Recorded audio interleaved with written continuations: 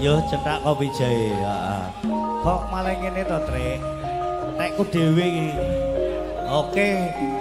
Ye. Kene klater kepanjenengan Bos Omek, Pak Pina, Cak Pur, selamat siang, selamat beraktivitas. Aduh Dek, saking Pak Rena, Kampak ya. Bos Omek, Pak Pina, Cak Pur, Ugi Bayati, selamat siang, selamat beraktivitas saking Pak Rena, Kampak Mondo, Lamongan.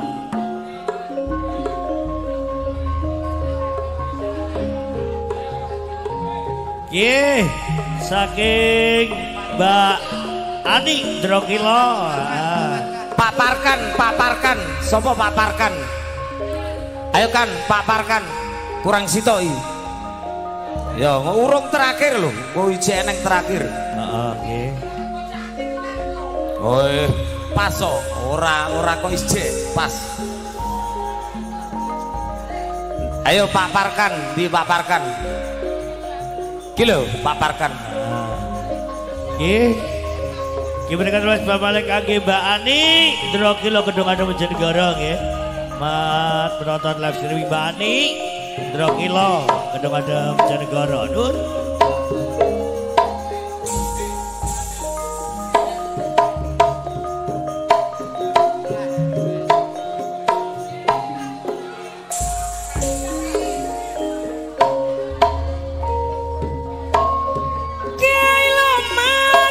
Jodhe apa? Awake wis teko.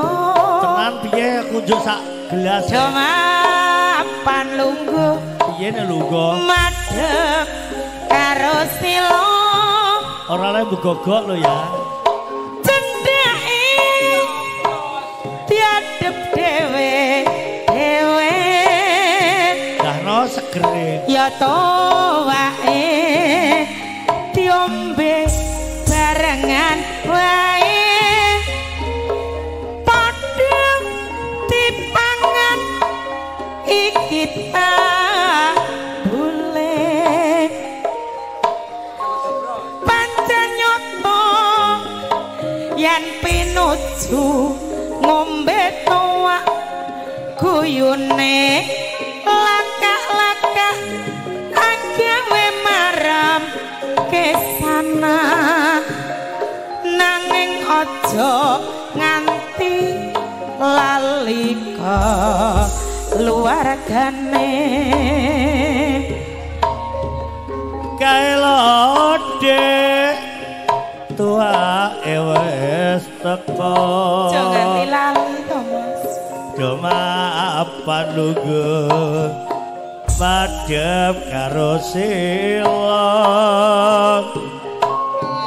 jandake didep dewe-dewe yen wae diombe barengan wae padha dipangan kita boleh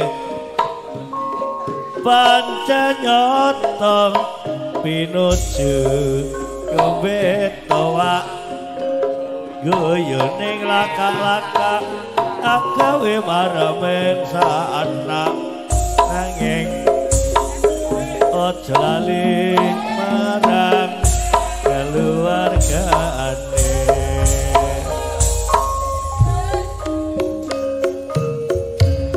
wanci dewa surup surya sisih wetan padang sasulake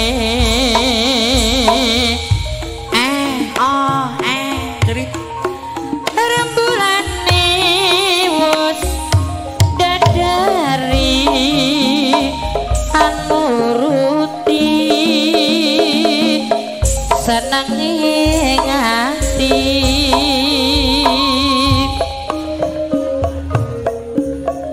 wong-wong ning paran pradesan padha sanja ana warung kopi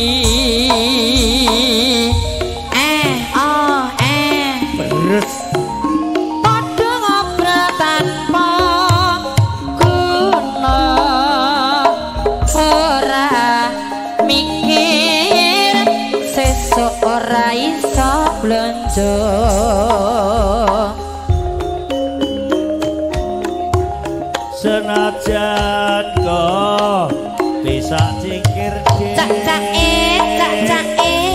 nanging bisa gawe panjange pikir pares yen ta ngombe sak sore aduh dek loro dek watone wae lontere yo bona iki kotre kopi cewek misu anakku nangis trik mulai sih rasa enak enak mas sih uga lanang klake